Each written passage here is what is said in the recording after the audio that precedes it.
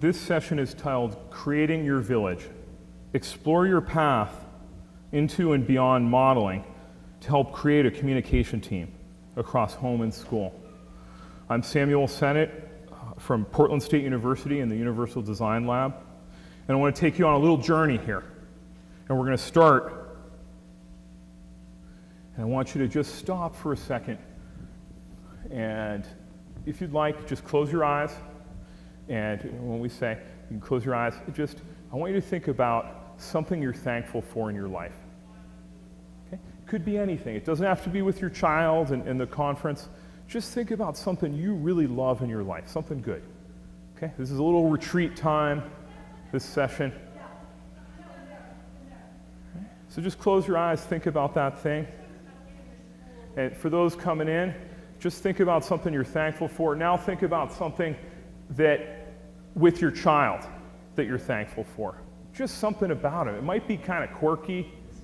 It might be an experience you had or something you observe about them that nobody else sees.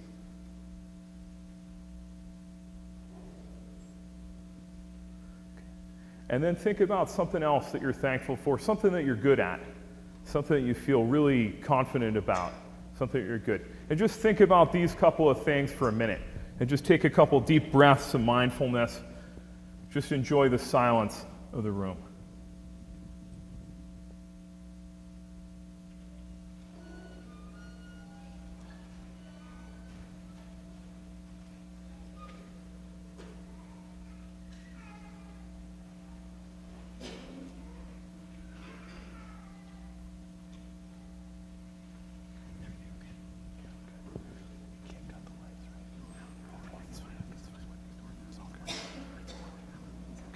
So now you can open up your eyes, and I want you to look at this video from the Pixar film and think about child with Angelman syndrome coming into the world when you watch this.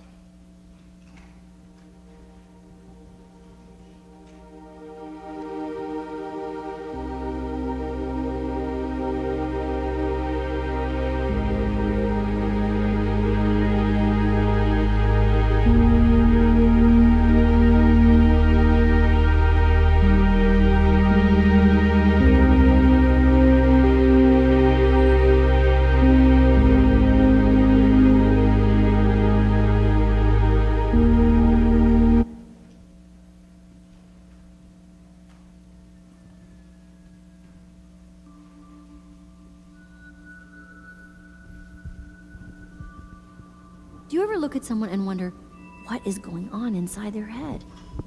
Well, I know. I know Riley's head.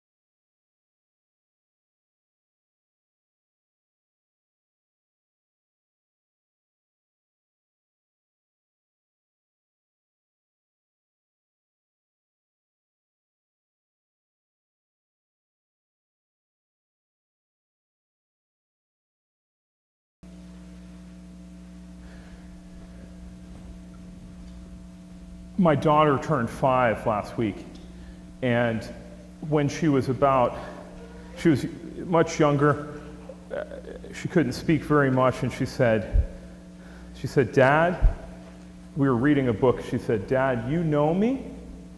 She asked it kind of like a question. I was taken aback by the question.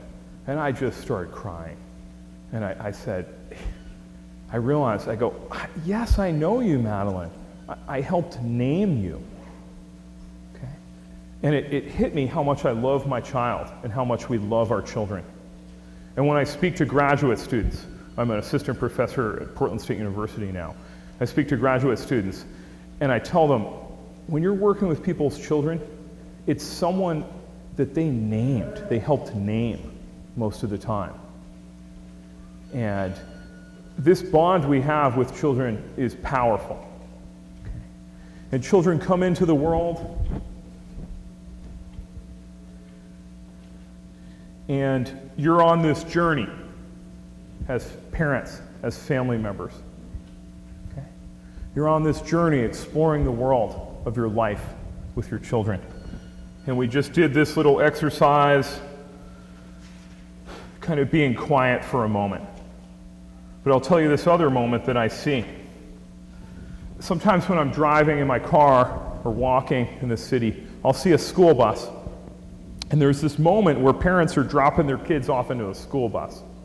And I watch for this moment where parents see their kids onto the bus, and then there's this turning point, and they turn away at a certain point, or they watch and then they turn away. And I look at how they feel. Okay? For my child, she's about to go into kindergarten, I want to feel good at that moment. I want to feel like my child is in a good place in their school. I don't want to ask you about how you feel with your child at school. Some of you may have really good experiences, but far too many people have this challenge. We've done so much creating innovations in good teaching and good technology.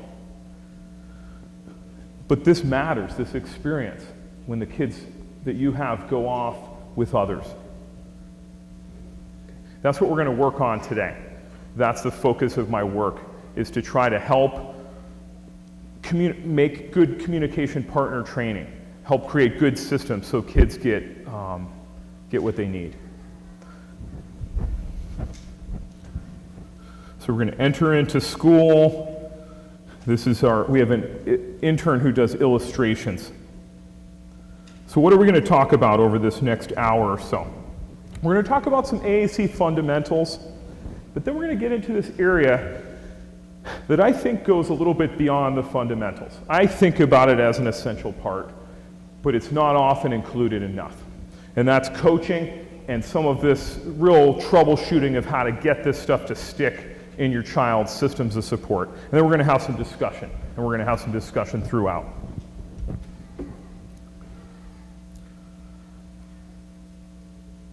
So I want to show you right off the bat what I'm talking about. And was anyone in the shared storybook reading session? Okay, so some of you saw some of this video of this child, but you just saw one snippet of me working with the child. I want to set the context. This child's in first grade. They were fully included, but they didn't have a way to communicate. And here's what baseline looked like. Animals. 1, a game for Scruffy. Look, Scruffy. Here is a game for you. Right here. Scruffy played at the seesaw. In the box. In the blocks. In conclusion, I think you should have some Said Josh. sincerely Ran yours. into the Okay, box. so is that what you did? You have your No, introduction, Scruffy. your box, your conclusion? Come to the seesaw. Very tricky. She's mad. Okay? And some days she came in, she was crying. Why? This person cares. She's there every day at the school. Why does she not have any AAC training? She works with kids with the most complex disabilities. Why is she untrained? Okay. I don't fully understand. But we met them where they're at, and this is what we did. We had this big person-centered planning meeting, and we discussed what we could do, and we introduced technology, some core vocabulary on a high-tech AAC system, on an iPad, and then good teaching and strategy instruction for her team, for her speech pathologist, her special educator, both of her parents, her and her 2 educational assistants.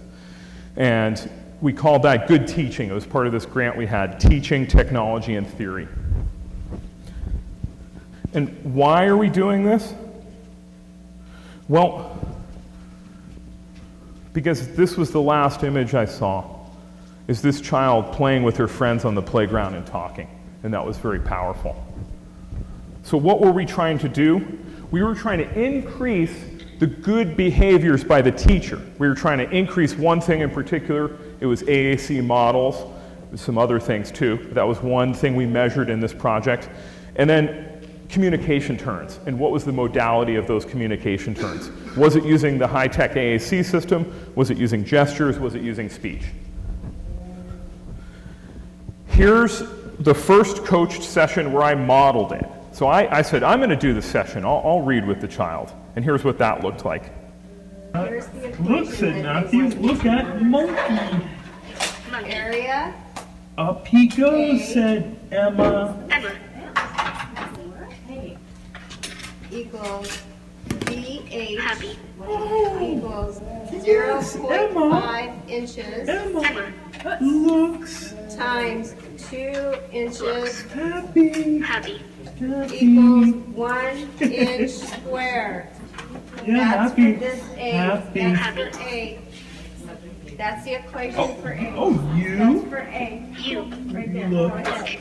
happy too. You Now- smile. How I figure that out. Yeah, you. You. You You. look Look. happy on St. Patrick's Day. Yep, and that's the big message. We can put the message up there. Look, I This is a half. like Like. the monkey. Monkey. I like monkey. I like monkey. Half inch. Okay, so that's point Good. Play. Play. half an Good. inch. Monkey's going up. And then I go right here. You. Who, me? Up. To here is approximately 2 inches. You guys get where you got this? So we went here. Monkey. What did you see that was positive? What are your thoughts, impressions, questions? She smiled. Yeah. She was enjoying herself. She was engaged. Yeah. Yeah. What's that? Yes. That's what we wanted. Okay? So watch this. If we look at this graphically, I can walk you through this. This is the communication partner. The 3 communication partners, the EA, the first one, educational assistant, paraprofessional, the mother, and the second educational assistant. Why does it matter? Well, it means that it's across school and home. Right? That's important. At baseline, they were doing almost no modeling. Okay? This is just AAC models. It's just an easy thing to count. Almost no models, and then each of them, after the training and with the coaching, they grow in providing quite a few models, almost 3 per minute, 4 per minute. Okay? And that's replicated with all 3 of those communication partners. What happens when we do that? Well, you see the child then is taking communication turns, and you see a gain in communication turns with the educational assistant, a gain from low number to a higher number with the mother, and the same thing with the second educational assistant, but less so than the first educational assistant. A little bit less. So you see those level changes. We quantify that. We also counted the amount of challenging behavior, and you saw some of that in baseline. Okay? And we just had a coding scheme for an instance. If she pushed the table really hard, that got a count. If she yelled really loud, that was a second count.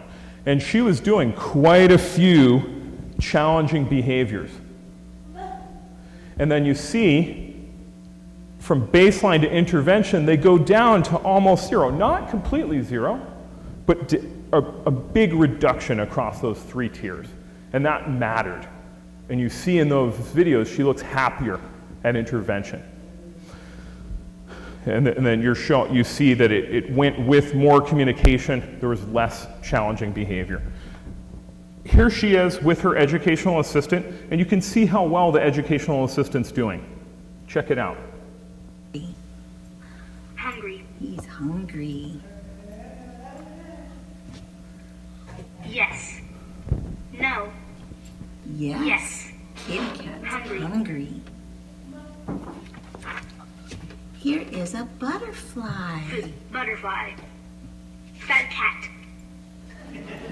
Is fat Fat cat cat. hungry? Hungry. No. No. Here comes kitty cat. Kitty cat. I'll help you guys get adjusted here. So what you want to do is pull this right over here, and we'll slide this one as the second one. And if you need it, you can use it. But then we'll pull this right in between you two, so it's nice and easy to reach. There you go. So would you prefer No. to use this one? No, then, it's or okay. just- You can do that. Just Okay. that it's close, so you don't have to reach. Okay. Yeah, you're doing great. Nice modeling. Here is a butterfly. Butterfly. Here comes kitty, Kitty cat. cat. Butterfly. Kitty cat. Yes. Butterfly, Butterfly. and kitty, Kitty cat. cat. Butterfly. Kitty cat. Yes. Look at the Meow. butterfly. Butterfly. Meow. That's what a kitty cat No. says is meow, huh? No, that's fine. We can be done with that. Meow. Okay. What do you see happening here? What do you see that's good? She's expressing what she's seeing and Yeah. Yeah. She's accessing some of the fringe vocabulary that's book specific, and it's meaningful. She's talking about what she's reading. Hey, you see some core use through these videos, but she's connected. Good observation. Good. Yeah. The educational assistant has increased their performance with just sitting down and going through our interactive training. That we sit down, I was joking in the last session, sometimes we buy a lot of coffee and we just drink coffee and we go through this. We put the iPad in between. You can swipe through, you can look at little interactive lessons, okay? This is better, it's a start. This person feels comfortable and they're making progress in their instruction.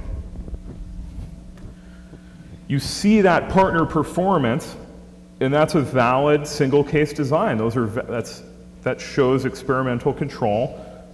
Practically speaking, it's just a good gain by the teacher. And they were proud of themselves. And they were hungry for the training. It's not educational assistants' fault if they don't get training. So we saw gains in student communication and a reduction in challenging behavior.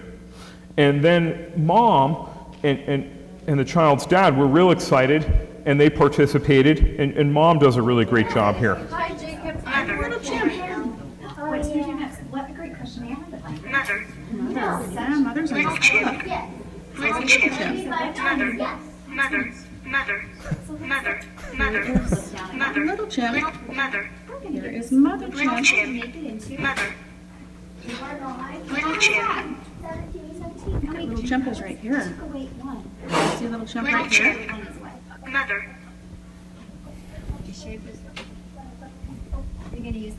Mother. There we go. Look, here is little chimp. Little chimp. Here is mother chimp. Mother. See mother chimp? Little chimp? Little chimp. Little chimp. It's in the tree. Tree. Okay. Help mom. You're almost done. Finish your little chimp. Asleep. He is. Good job.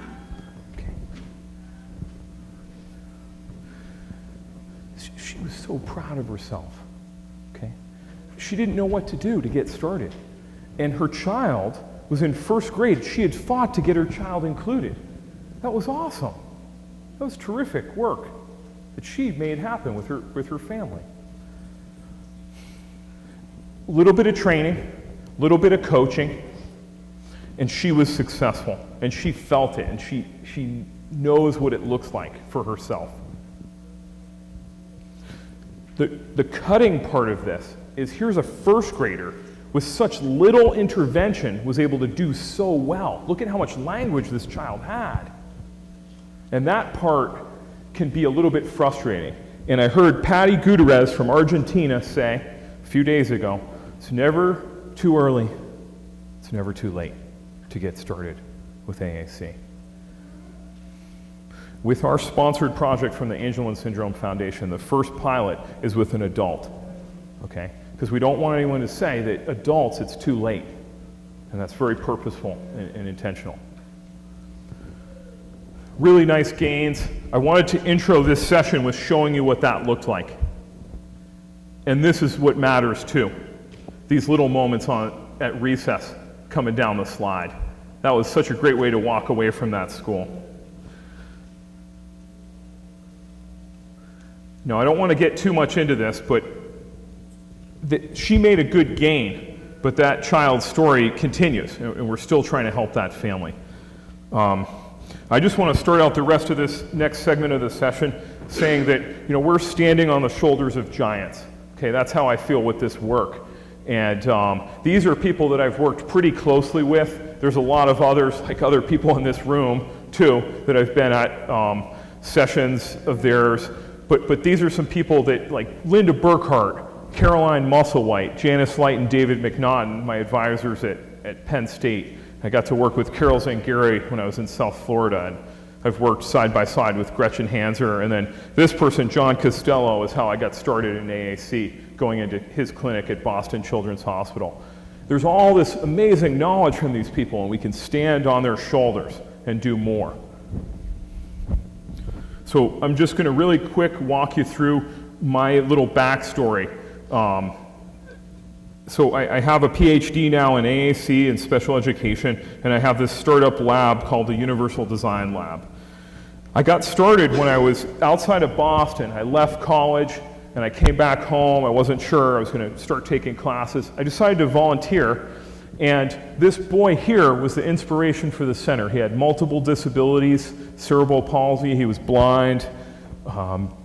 His mom on the right, on the top right-hand corner, had a best friend who was a special educator. They knew how hard parents worked, so they formed this center called a respite center to give parents a break. I got to job coach with this guy who had autism and be his job coach, and this little girl with multiple disabilities and cortical vision impairment. I thought that meant she was blind at first because they called it cortical blindness, and I would read with her and I thought she was blind, and I would try to connect with her and she would grab my shirt, and then I found out that she could actually see later, and I kind of chuckled at it. But had these amazing experiences and got into my first classroom, and they don't necessarily train special educators, at least back a few years ago, in AAC and assistive tech. So I started just doing it and going to conferences and learning and going into John Costello, and we had terrific success with these children. And does anyone remember a time before the iPad? Okay. This is so soon, right? It's only been a few years, but it seems like forever. We were doing this with all kinds of systems. And then I went and did this little thing with a step-by-step switch. Clean up, clean up. Everybody, everywhere. Clean up, clean up. Everybody do your share. Do you know who's singing that right there? Who's singing that? It's pressing the switch, and then it speaks out one step, and then it clicks. Who's singing that? It's me. So I was so sick and tired. I would go around and make these stories for kids or songs and get a peer, same age, same gender peer to record it, and then it would just be gone when you re-recorded. And I was angry about it. So I started recording these, and I found that I could pitch it up and make it sound like a child through this free program. And I presented it the first time, and I completely bombed at the first conference. And I was so kind of freaked out. And then I came to ATIA. I did it. I had signed up for 2, and I go, oh gosh. And then sitting in the front row is Caroline Musselwhite knitting. And I'm going, oh my gosh, I built this off Caroline Musselwhite's work. I'm freaking out. But I showed that, and I really was doing it in my classroom, and it was cool. She liked it. She walked right up and offered me a plane ticket to come here to Phoenix, Arizona. And I met Deanna, and I was so nervous. I remember presenting to Deanna and Caroline in their offices, and I wasn't sure if it was going to work. And then they go, oh, actually, that's kind of cool. Yeah, no, that's all right. And then we were all cool, and it was good. But the point of that is it led to getting an opportunity to go back for more schooling, and I didn't realize that I was a scientist. I was just a teacher who loved kids and loved connecting with kids, but I got to work with some of these amazing minds at Penn State, and then it was kind of a crazy thing to do, but right as I was starting my PhD, I took about a 5-6 month sabbatical, left and co-created ProLoco to Go with Dave Niemeyer from Assistiveware. I had made a prototype AAC system and showed it to him, and then called him in the summer, and he said, sure, let's do it. We got together. He was up in his office, his 4th floor home office, and I was in my parents' basement. And we made ProLoco to Go. It was really wild. It was featured, and it was important that it was featured because the world started hearing more about AAC. There were these amazing people who had done this since the 70s intensively. But the world, people's aunts and uncles and grandmas, and didn't know about it. And it was on the front page of the New York Times. Okay? And you've heard all about this. Aaron Sheldon teaches about AAC, and it's been this, you call it this revolution in your community. That's so cool. Well, Steve Jobs talked about it in the Wall Street Journal. It was on 60 Minutes. I had these cool experiences. I got to meet Temple Grandin, this famous woman with autism. And she's like you all. She goes, are they going to break it? How? What kind of case? And we found this case for like $25, and it was awesome. So then I moved from PSU to PSU. That's not confusing at all. And the point is, I want to show you about this, the lab. Okay? And this is my new role, is to get to work with kids. I'm an interventionist. I roll up my sleeves. I get down on my hands and knees and work with young kids. We work with people through the life course. We're trying to get the science and the innovation and do clinical services in our community. And we're so thankful that the Universal Design Lab won a sponsored project through the Angelman Syndrome Foundation for the AAC Immersion Project for individuals with Angelman Syndrome. So it's currently going on, we're getting started, and the pilot's going great, and the full study's happening over this next year, and hopefully this next time around we'll have some terrific data and tons of videos. And most importantly, there's been no published scientific studies of AAC modeling with children with Angelman syndrome. And you hear Erin, and you hear her passion about it, right? The clinical knowledge about this goes back to Carol Goosens and Pam Elder and all of these people. Caroline wrote a book on this in the early 80s. And it's important that there's scientific evidence for you all to slap that paper down at an IEP meeting, like a Trump card. You can't, Trump's ruined so many words, sorry. So the purpose of this study is to research communication partner coaching in AAC immersion using the little strategy we came up with called Model, Encourage, Respond. We have a project website, and what we're going to do is we're going to start this listserv. So if you want to follow along and get the materials, and if you're an interventionist or a specialist and you want to kind of hack on our materials, we want to give you access to do that and give us feedback too. So let's get more into the session. Sorry I took so much time with that, but I wanted to tell you that backstory. How can I think about getting started with AAC? We have this brilliant illustrator intern, and she made this little stop motion. What is AAC? All right. Well, it's augmentative and alternative communication. And that's augmentative. Helps you if you have some speech use. And it's alternative. It can be a replacement if you have no speech use. Communication is connection. Communicating with multiple modalities like speech and speech approximations, paper displays, signs, gestures, writing, computers, speech-generating devices. It's a lot of different things. AAC. Isn't that fun? She's creative. That's great. I think that's up on YouTube if you want it, so we'll try to find that. So you know AAC. This is some of the fundamentals. That's what we're talking a lot about today, communication in AAC. It's having this way to communicate. And we want to stress this multiple modality concept. Now, just to review, how do we think about getting started with AAC? This is a pretty good resource, going to this AAC Kids website, and I'm going to walk you through these steps on the website. Identify meaningful context for communication. So I want you to take a second and think about the context or situations that mean something to you and your child. Think about, this is all on this site, but please take a picture if you want. How are you going to provide lots of opportunities for connection and communication, and what's appropriate for your child's development? Okay, so just take a second with a partner. It's not rocket science when we break this stuff down, okay? Just what's that context for you? Just bring it up in your mind. Share it with a partner real quick. Just about 30 seconds. And if you don't have a partner, we'll make sure people match up. You guys go. And if you're a teacher, I know there's a couple teachers here, think about what the students you're working with. How about you? What's your context that would be meaningful? Okay. Yeah. Does he like going on walks at all, or what does he like to do for fun? Yeah. Do you like music? Oh, so you can do all kinds of things. That's great.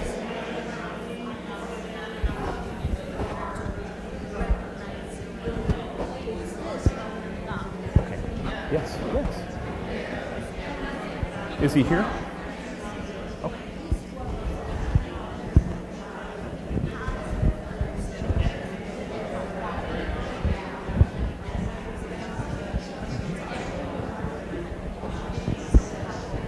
Where do you live? This person in the front row, make sure you talk to her. Do you know Gina? But she lives here. She lives here. Okay, let's come back together. Just really quick, share some of the communication context. What's meaningful to you? What did you think of? What did you talk about?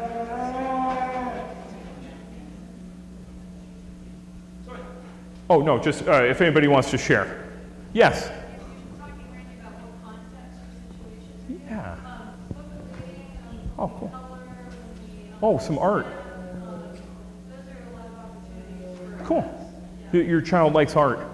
Yeah, she sometimes just enjoys the pictures and the coloring books and commenting. Sure. She likes Halloween coloring books. We talk about Halloween on our iPad. Otherwise, we could, color. Sure. Talk about the color. Yeah.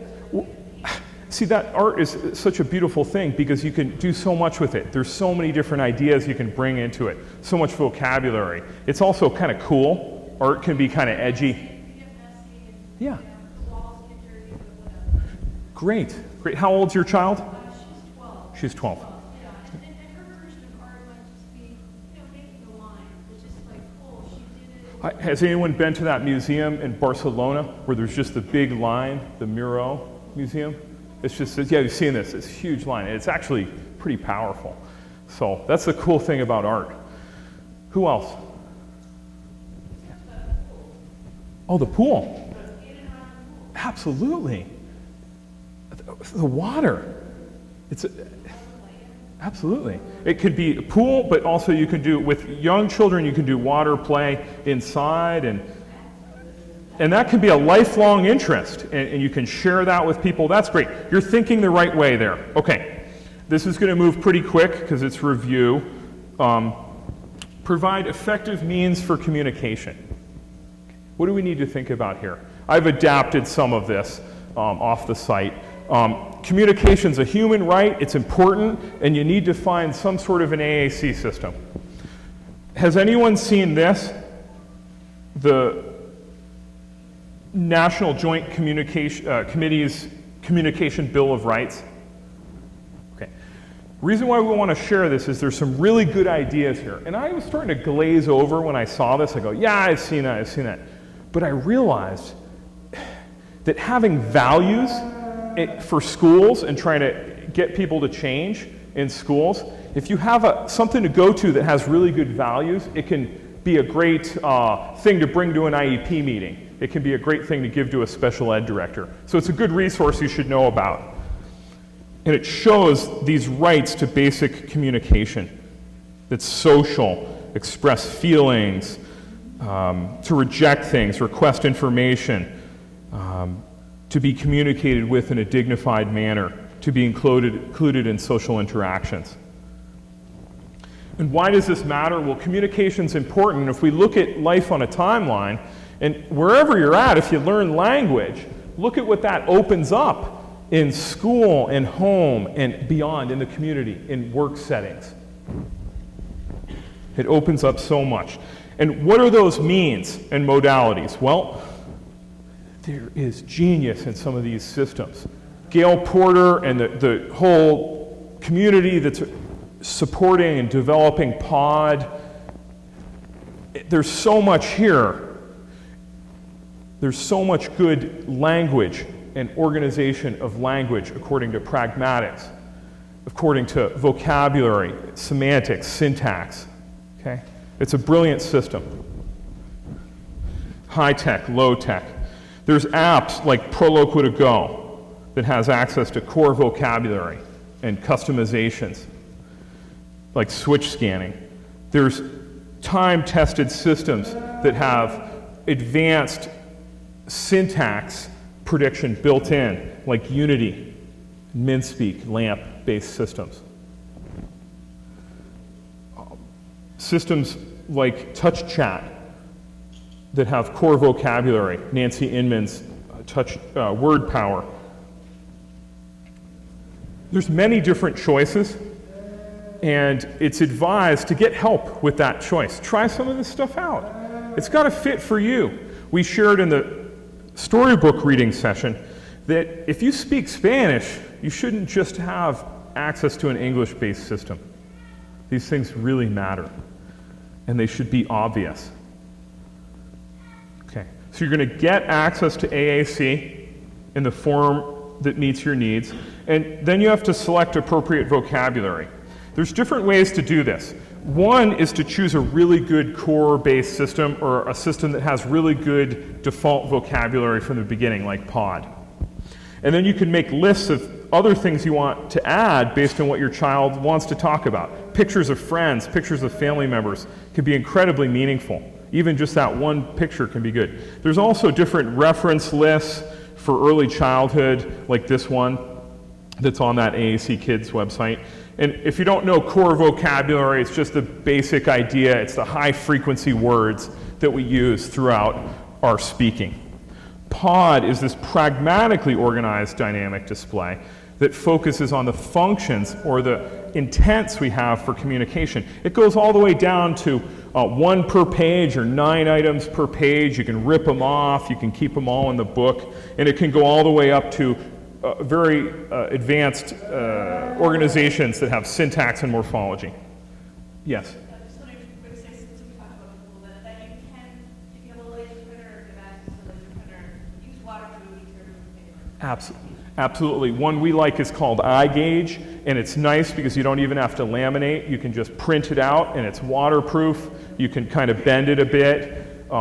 It's terrific. You can buy it on Amazon.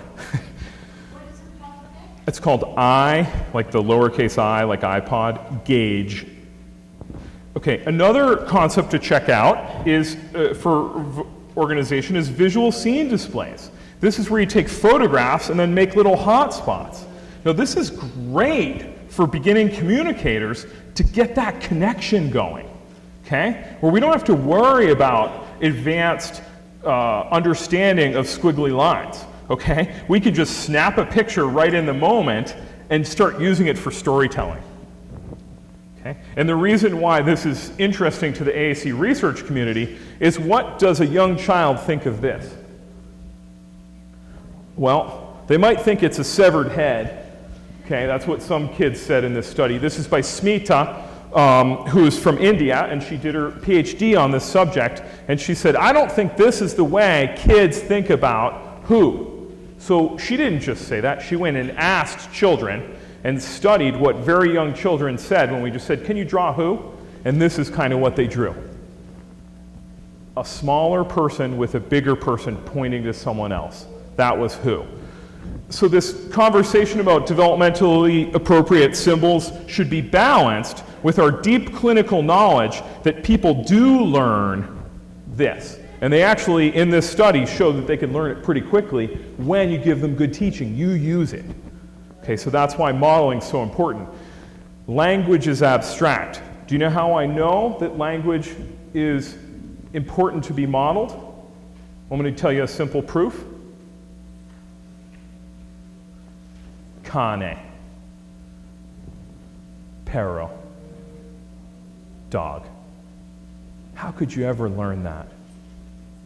How could you ever learn that?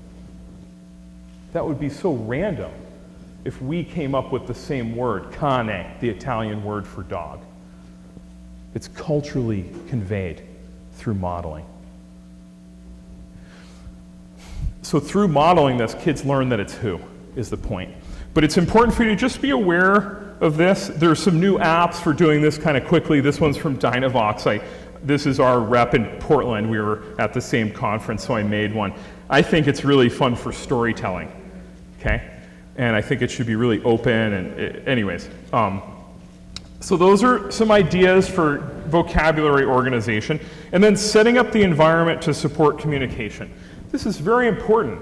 Can your child physically access these modalities?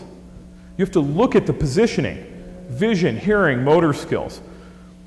You have to think about how to incorporate AAC in a way that's going to be appropriate. And we can unpack that a little bit in this next item. Use appropriate interaction strategies to support communication. Okay? And I want to walk you through some of these items. But most importantly, I heard Linda Burkhart talk about this. She said, what is communication to you? And I don't know if she said it or someone said it. It was at one of her pod trainings. She said, communication is connection. And that really resonated with me. It kind of blew my mind. And we get excited about the tools. Gosh knows I was excited about assistive technology as a young teacher. But we have to remember, Janice Light wrote about this, tons of people say this, and this is a fundamental lesson, is AAC is not just about the tools, it's about the people and the interactions. So, we're going to use appropriate interaction strategies. We know that this is about people and interactions. One thing that we talk a lot about is modeling AAC. There's good clinical understanding from practice. Like I said, Carol Goosens, Martha Crane, and Pam Elder wrote a book in the 80s, a couple variants in the 90s. They did tons of workshops. Joanne Caffiero, working with children with autism, did a couple of studies and called it natural aided language. The whole Penn State crew called it aided language modeling. Marianne Romsky and Rove Sebchik called it aided or augmented input in their system for augmenting language. There's clinical practice. They also did research, and I did a meta-analysis showing that AAC modeling has efficacy for AAC intervention. But this one's also important, that there's language theory to support it. Does anyone know Noam Chomsky? Okay. I literally, for about a year, I hounded Noam Chomsky, and I went into his office and I got to teach Noam Chomsky something. It was bizarre at MIT, and I showed him AAC, and he goes, that's cool. He goes, that's neat. He goes, you got to talk to, his wife had died. He goes, I wish you could talk to my wife. She had worked with people with hearing impairments. Now, Noam Chomsky is on one side of the paradigm. And B.F. Skinner, behaviorist, completely other side. But they all agree that language input is important. They very adamantly disagree on why it's important. But they all agree that that's an important thing to have there. Sign language. Can you imagine if a deaf child wasn't signed to? How would they learn to sign? Okay. What about AAC? What about AAC where you use picture symbols and speech-generating devices? Well, we can go back to this Hart and Risley book, one of the better educational studies in language, and look at, and we know that children over 4 years, we extrapolate the data, they can hear up to 50 million words, and they can hear 10 to 50 million words over 4 years. And what I said was, how many words do children who use AAC hear? So I went and did a paper on it. You can download it from the website, bring it into your schools, IEP meetings. And I looked at all these terms: aided language stimulation, SAL, augmented input, natural aided language, the ones I just told you about, and reviewed every single available piece of data, hand-coded it into an Excel spreadsheet, and looked at the effects. And it was good. There was gains, meaningful gains in pragmatics and communication turns, semantics and word learning. Syntax gains, mainly in the form of kids going from 0 or 1 words per utterance to doing 2 or more. And then Kathy Binger in New Mexico has done this fantastic work on morphology, kids actually being able to use the INGs and the apostrophe S's of language. So, why does this matter? Well, we want to know that this is really a good practice with research. I saw that there were these additional components, wait time or expectant delay, and also this responsiveness in the research.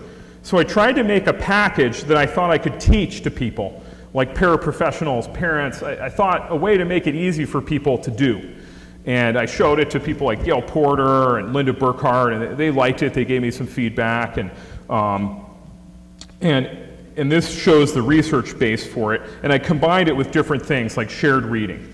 You can read one of the first studies from that, and this is what it looks like. Model, encourage, respond on a timeline. We model using AAC, we wait, and we can also do other encouraging things. Hopefully the child takes a turn, and then we can respond in a meaningful way, and hopefully model during that respond. And here's the logic model. This specifically shows the logic model for our shared reading. Okay, so let me walk you through this. I think this is what you want too. You want your child to have expressive communication, right?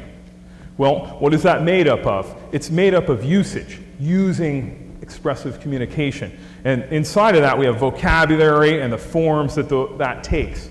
Form, content, and use. And if we want that,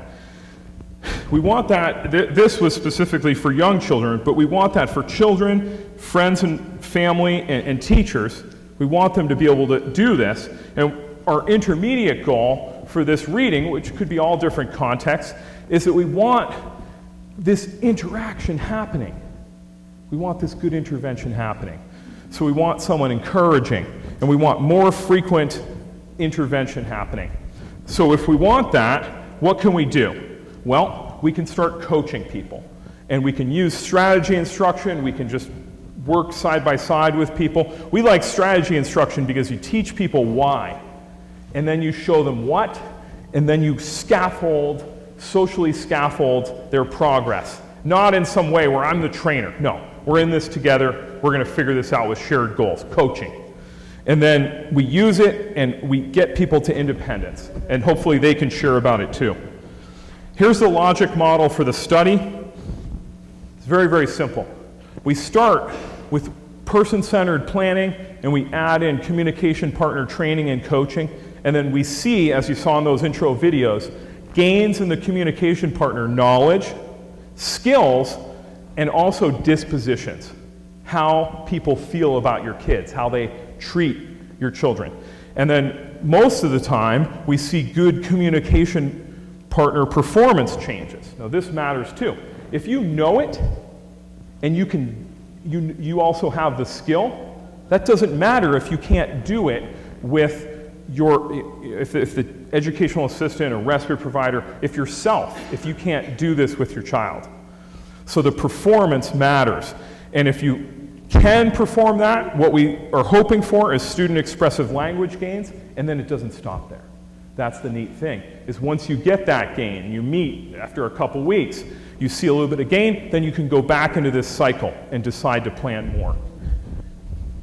And so that's what I want to talk to you about for the rest of the time, is how do we make that happen? How do we make our village strong? We heard that, it takes a village. Okay. How do we make that village strong? This concept of systems of support is profound. People with Angelman syndrome can have less of a disability if the community is stronger. That's scientific. The World Health Organization's definition of disability includes that equation. It happens at the micro level and the macro level. Part of this conference is the macro level. The fact that this is a communication day at the Family Angelman Conference. Is it true or not true that that's the first time that's happened? There's a full day. Okay? That's good. At the micro level, if you have a respite provider, we just won this recent grant, we want to help respite providers do really well with their care, but also know about communication. We're really excited to get started with that. How do we make our village strong? We've been studying this intensively, and we've identified some of the challenges. We worked with these 17 families really closely with their teams. And one of the things that still is a barrier, even though we were saying 2017, right? We talked to space and back on Snapchat. Like, this is bizarre, the stuff we have. The biology work that's been shared here is just phenomenal, right? But still, we have trouble obtaining equipment in a fluid manner for our children. We still have trouble mobilizing teams, or otherwise known as people. Has anyone ever tried to get in shape? Okay? Getting people to change can be tricky. We're trying to figure out the science of that. And one little tip that I just want to convey this so much to you all is a woman in the crowd came and said, "Oh, I'm here. I'm right here in Phoenix." I pointed over to Deanna, who's here in Phoenix. I go, "You have to talk to Deanna. You need to have a point person. Someone who has a little more knowledge, and also someone who cares and who is going to be responsible for your child's communication." Now, it's usually not good if it's an external person who's like a specialist. It's usually good if it's a teacher who's with the kid a lot. It's usually good if it's a speech pathologist. It could be a parent. It could be the paraprofessional. It could really be anyone, but we looked at this and analyzed all of our experience, and we found that actually this could be a deciding factor of success or not. And you heard from these parents in the session. I'm pretty sure some of them, they were the point person. Coordination of care. This is a challenge. Does the OT know about AAC and what their speech pathologist is teaching you? Are they here? Are there knowledge barriers? Do you experience any knowledge barriers around AAC and Angelman syndrome with your children? No, oh, good. So you're joking, okay. Gosh, there's so many knowledge and skill barriers. Okay, well let's start looking at that. Okay, we're not saying this is all easy. We used as our analogy Mount Hood. We're hiking a mountain, and we're going to get to a peak, a goal that we set. And we use the SET framework inside of a person-centered planning meeting and model so that we can see, we're at the base camp at the foothills, so we can see the peak. And then the implementation plan is this winding road. You're going to go on a journey. So the SET meeting, does anyone here, raise your hand if you know what the SET framework is? Raise your hand. Okay, does anyone know what it is? No one knows what, okay, this is great, I get to teach you something. This is gold. It's by Joy Zabala. It was a paper she wrote for Closing the Gap Conference and something else in the 1990s, and it stands for Student, Environment, Task, and Tools. The reason why this is important is almost all of the assistive technology in AAC field uses this as a way to consider. Not everyone, but a vast majority. We want to understand the person, the student. Does that make sense? We want to understand the environments that they're working in. I want to know if they have an educational assistant at school. I also want to know what that classroom's like, how it's set up. We want to focus on the task. What does the child need to do? It's overwhelming if we just say, oh, I want to help my child, and we go into a meeting. This focuses our mind's eye on practically what do we want to see. And how Aaron and Stephen Calculator and the whole AAC field has talked about this participation model, it's kind of simple. You just say, well, what task are people doing that's socially valued, that you value? What do they need to do? And then we can look at what tools you've tried and what tools you'd like to try. If we know a lot about the task and the environment and the person, we say questions like this. We don't go, which app? Because then all the professionals get, oh, I'm going to tell what app is the best. No. We lay it out to the whole group. Sometimes grandparents come and peers and teachers. Almost every IEP meeting I went to, there were no people with disabilities at. And with these meetings, we say, please, it's essential, or not essential, but we think it's important that the individual with the disability comes to the meeting. We sit down. I didn't believe at times that the person would be able to sit through the meeting, and some of these people sat with rapt attention and listened and kind of smiled because they heard good things about themselves. And then we talked about a little bit about the challenges. But if we know that and we have it written down on chart paper like this, and I joke that I now keep chart paper in my car, my friends laugh at me, we can write down a very specific goal, but even before we get there, and we generally say we want our child to be able to communicate with us when we're doing something fun, we say, well, what would that look like? And then we've heard relatives and educational assistants chime in and they go, well, I want them to have lots of vocab, lots of words to say all kinds of things they need to say, have it be really organized, easy to use, and we need to get training on how to do that. And we go, oh, okay, well, actually, if we had a software like that and we could set that up, would you want to try it? And they go, oh, yeah, sure. And then we pick one out and we can try it. But it's those simple questions like, oh, well, what would that look like? Rather than, oh, which app should we choose? Okay, there's little subtle tips like that that are helpful. Has anyone heard of this acronym for goal planning called SMART? Raise your hand if you've heard of SMART. Okay, this is popular in the business world. It's kind of popular in education too. Be specific, measurable, have the goal be agreed upon, realistic, and time-based. You have to have a deadline, right? We all need deadlines. That can be very helpful. And then when we go to accomplish that goal, one thing that I've gotten really enamored with is strategy instruction, because these are some of the great minds and names in education and special education in the last 50 years, 30 years. And they came up with this way to teach complex chains of skills. And it's really powerful. And Kathy Binger and Jennifer Kent Walsh have done the most research work on strategy instruction, and I'm standing on their shoulders. They're kind of friends and really nice to me. So what I do is I make little widgets to teach this and walk people through. So we made one with iBooks Author, and that's worked out real well for us. And you can see we have that little widget, and we can make little interactive slideshows to teach the analogies of model, encourage, and respond. We can make little interactive timelines that you can tap on the items so you know what you're doing. This is my baby. And you can blow this up and see, reading and talk about why it's important to read. You can have a little interactive graphic like the graphic you saw from Hart and Risley. You can highlight and then turn those into automatic flashcards. You can watch videos and discuss the videos, and then you can embed in some artificial intelligence in the form of quizzing. And so this is a self-scoring quiz, so if you're doing the coaching, it's actually a good chance to take a breath, because the people then do a little self-check. So if you were coaching like a respite provider or something, it's just a nice way to take a breath and they kind of work for a second. The flashcards are kind of fun, and then we do simulation, we practice. These are the steps.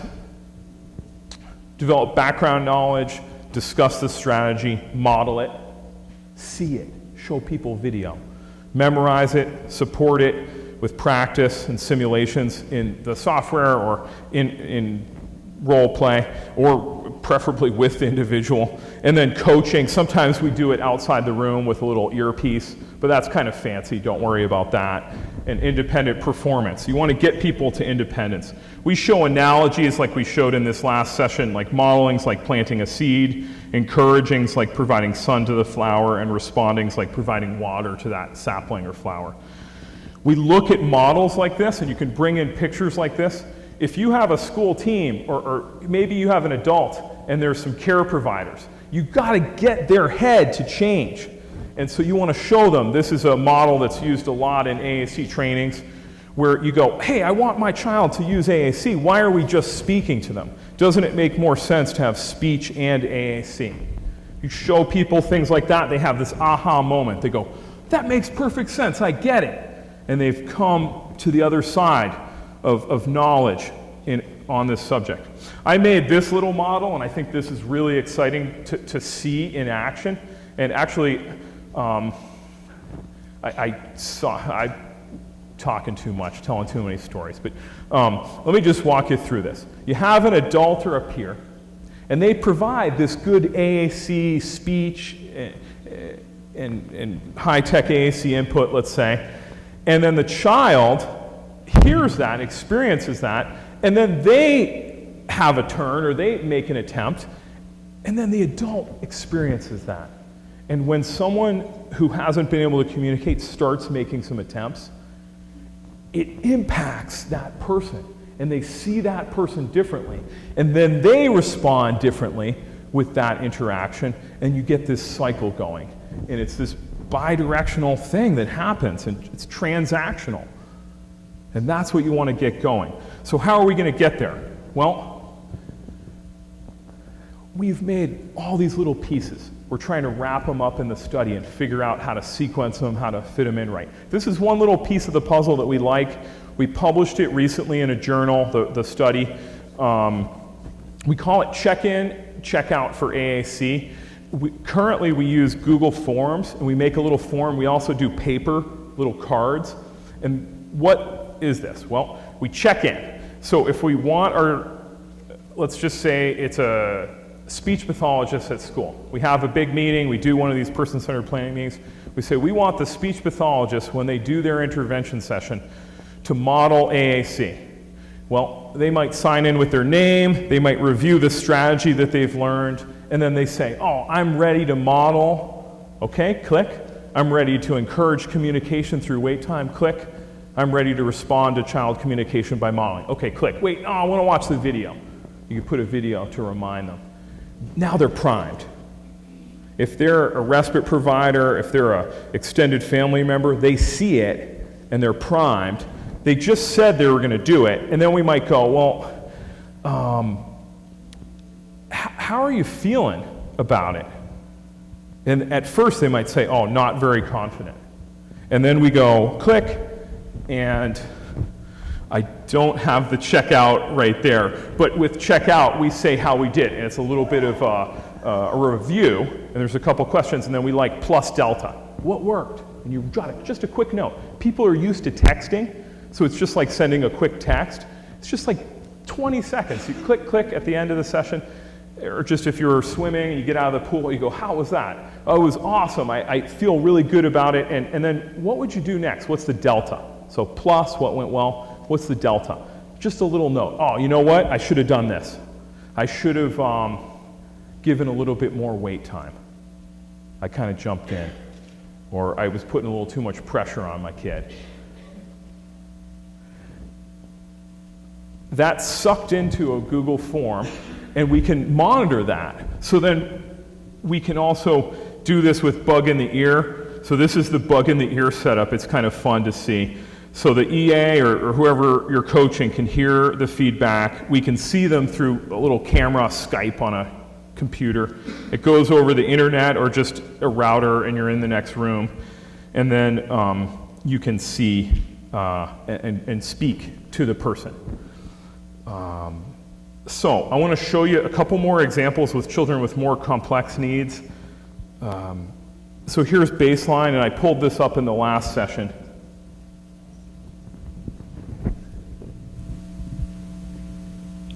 Being safe in the water is very important.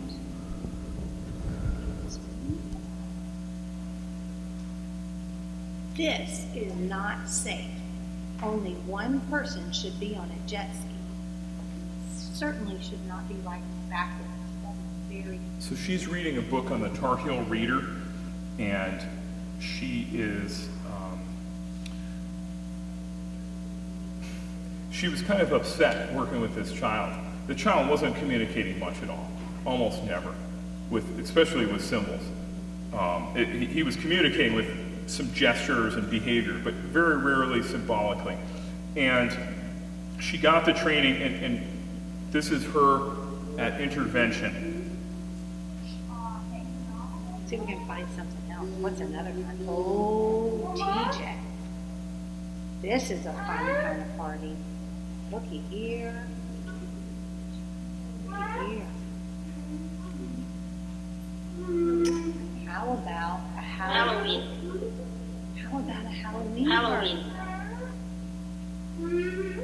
How about a Halloween party? You know what the best part of Halloween is?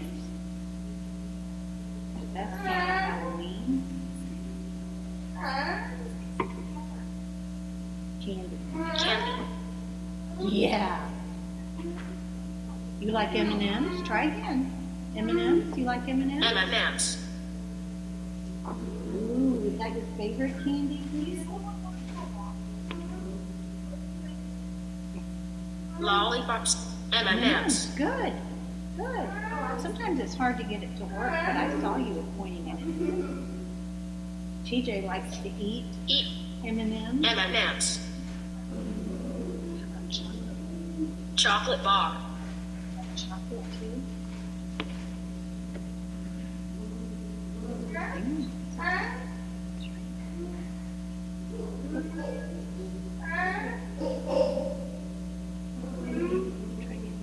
What do you like?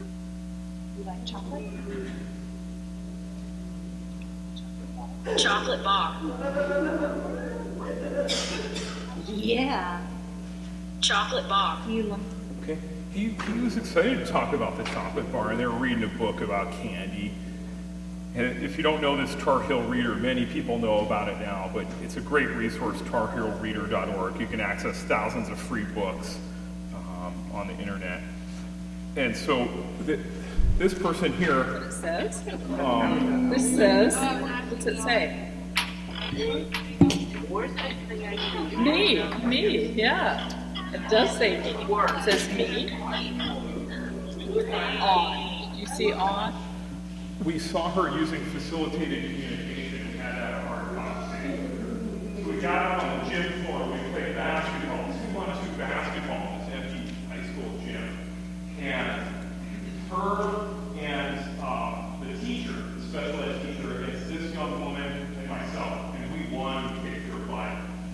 But we played this game, we didn't say anything, we sat down on the gym floor, we were all tired, and said, hey, you know, you're using her hand to talk, and she's not really having any power, any way to communicate.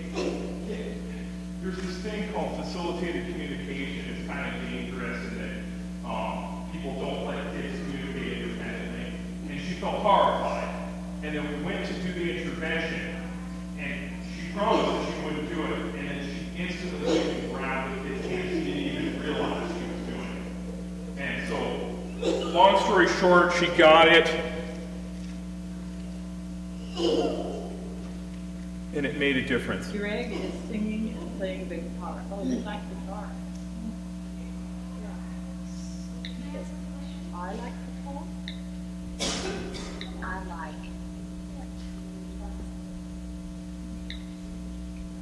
You like walk?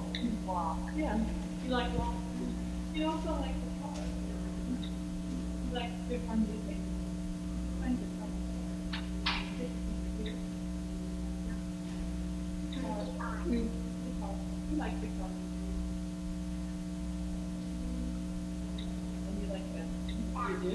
See, she's pretty good. She's pretty independent, actually, when she's given the chance. Yes, question.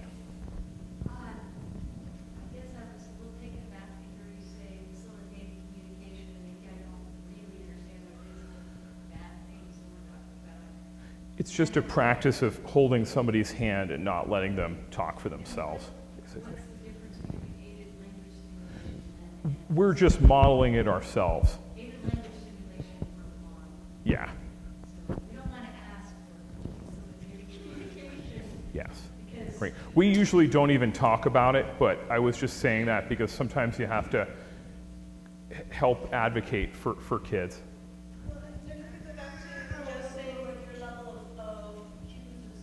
Yeah. That if we look at just an environmental cue being a chance for your child to do something independently, and that's your goal, is that they will notice instead of giving a notice, so they should say hi, but they don't know it yet, so we're going to provide some supports.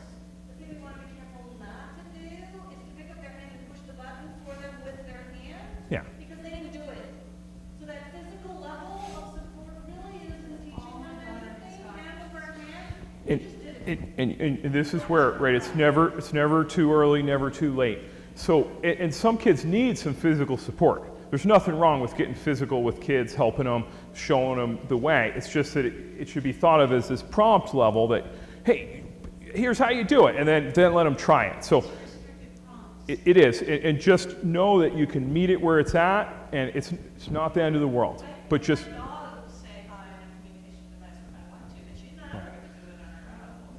yeah.